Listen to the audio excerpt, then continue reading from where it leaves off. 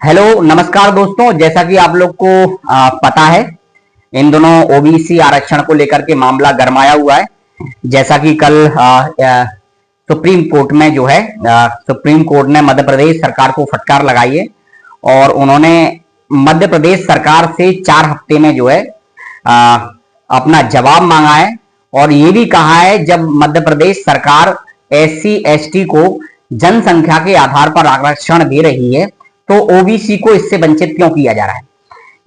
एक तरफ तो मुख्यमंत्री मोहन यादव जी बोलते हैं, डॉक्टर मोहन यादव जी बोलते हैं कि हम डंके की चोट पर आरक्षण देने के लिए तैयार हैं।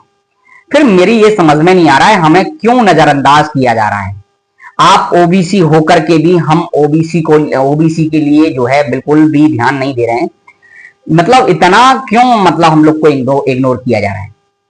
मैं ओबीसी साथियों से, ओबीसी जितने भी भाई बंधु हैं उन सभी से मैं निवेदन करूंगा कि मध्य प्रदेश सरकार अब पूरी तरह से मतलब उस पर दबाव है, सुप्रीम कोर्ट का भी दबाव है, तो आवेश में आकर किसी प्रकार की कोई ऐसी वो हमें घटना नहीं घटित करनी है जिससे किसी प्रकार की कोई जो है हानि हो। अब मध्य प्रदेश सरकार को माननीय सुप्रीम कोर्ट द्वारा जो है फटकार लगा दी गई है और 4 हफ्ते में जो है इसकी जवाब भी मांगा है कि क्या कारण है कि मध्य प्रदेश सरकार जो है ओबीसी वर्ग के लिए आरक्षण नहीं दे रही है। जब आप जनसंख्या के आधार पर SC ST को जो है आरक्षण दे रहे हैं तो फिर इनको क्यों वंचित किया जा रहा है।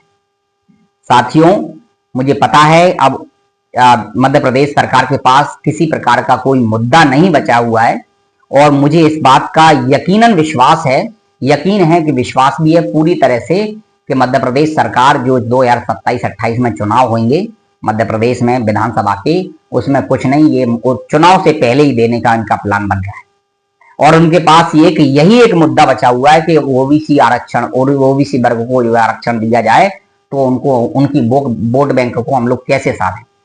तो 2011 की जनगणना के अनुरूप जो है 50.01% जो है हमारी जनसंख्या, लगभग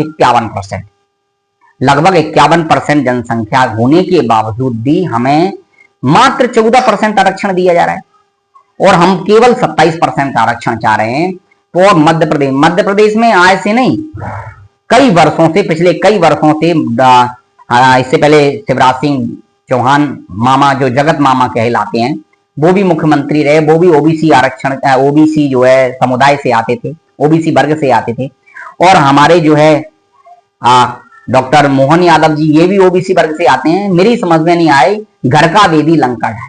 घर का वेदी मतलब कहने का तात्पर्य है ओबीसी वाला ही ओबीसी के लोगों का गला घोंट रहा है।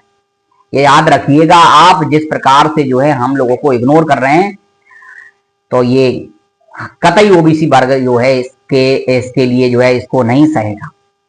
मैं एक शिक्षक होने के नाते मध्य प्रदेश सरकार से यही गुहार लगाना चाहता हूं कि जो भी भर्तियां होल्ड की गई हैं उन बच्चों से पूछिए, बेचारे जो 13% में उनको होल्ड किया गया है, बेचारे ढंग से होली, दिवाली, कोई भी त्योहार ढंग से नहीं मना पा रहे हैं।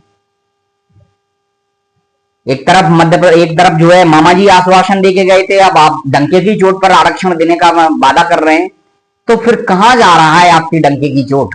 क्यों नहीं देना चाह रही है मध्य प्रदेश सरकार?